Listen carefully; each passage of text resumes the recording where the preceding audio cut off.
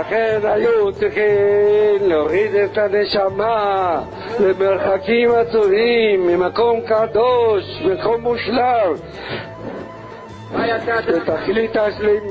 בתכלית השלימות, למקום חיסרון, שפל, נבזה, מלוכלך, עולם הזה, כדי שתתגעגע, כי בלי געגועים לא יכולה להגיע לשלימות. האדם נמצא טוב ולא מתגעגע אליו, לא משתוקק אליו, שיא רצונו, לא יכול להגיע לשלימות. לכן השם היה צריך לשלוח את הנשמה לעולם השפל והנבזה, לעולם הדמיונות הזה.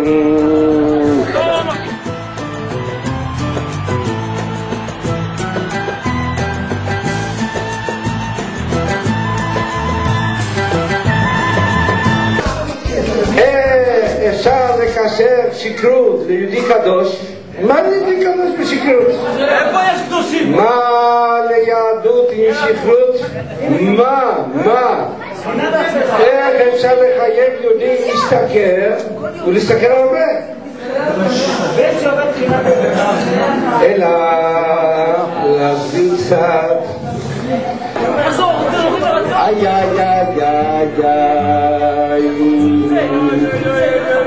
כל עיקר השכר הטוב של הנשמה לנצח נצחים יהיה כפי הרצון. כמה שאתה זכה לתכלית שלמות הרצון ובסגנון אחר, לשלמות הרצון בתכלית בחינת רבא דרחמים,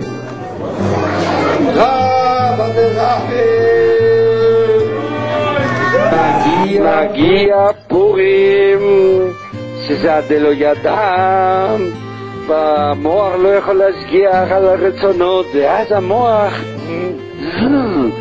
מתגנב, נוסק אל על, נוסק אי אפשר לתעלל, לבחינת נח על הלוואי, זה תלוי בידך, מעכשיו אתה יכול להתחיל להטיל אוי אוי אוי אוי אוי אוי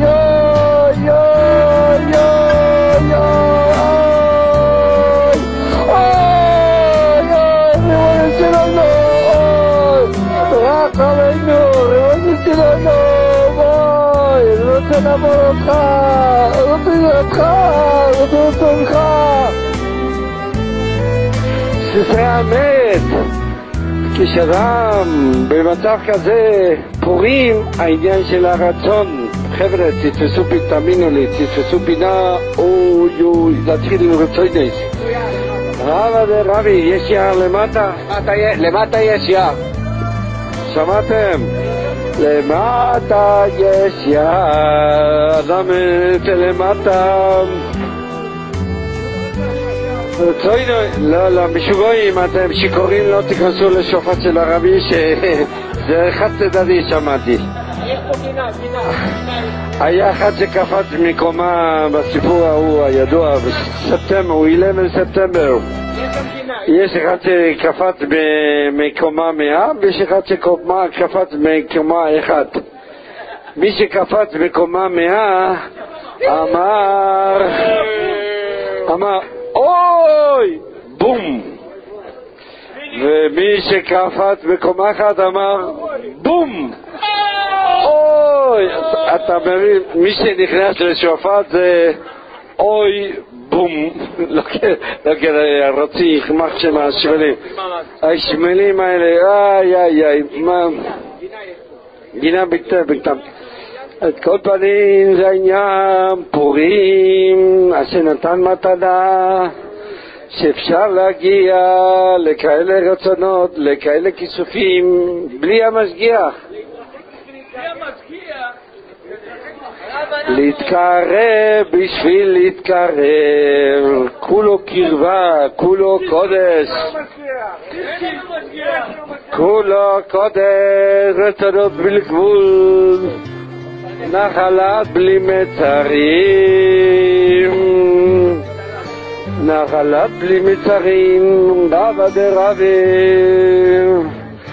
זה העניין של רצונות שברצונו, ריבונו של עולם. אנחנו מוסרים לך מודע שכל מי שנמצא פה רוצה לעבוד אותך, רוצה אותך, אוהב אותך, רוצה לעשות את צורך, בלב שלם. מה כל הבלים, כל העולם הזה הבל, עולם הזה עין.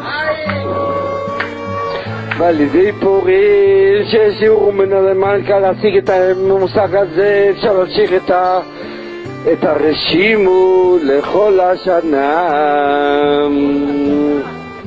לכל השנה. אני רק רוצה, זה מורדת רב דוסו כל החיים שלו, מה השם רוצה, אני אוהב אותך השם, אני רוצה לעשות אותך, אבל מה זה אוהב, יהיה טוב. יהי רצון שנזכה לרבא דרבים בפורים, ונמשיך זה לכל השנה ונאמר אמן.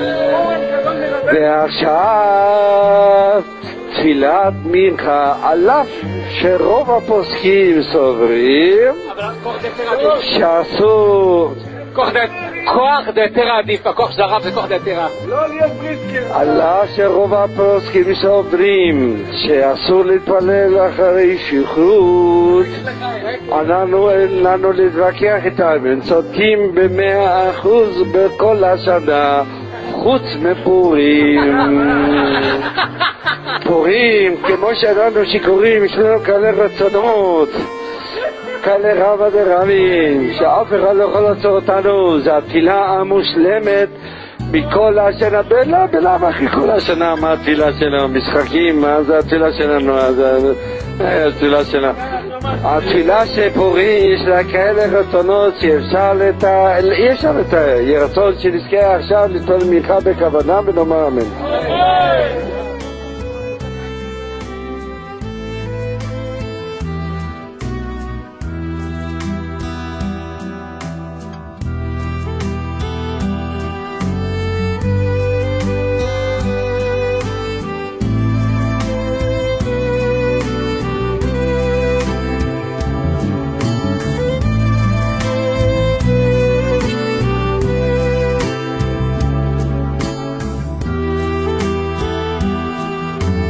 אתם לא קולטים מה שאני אומר לכם, זה יסוד גדול.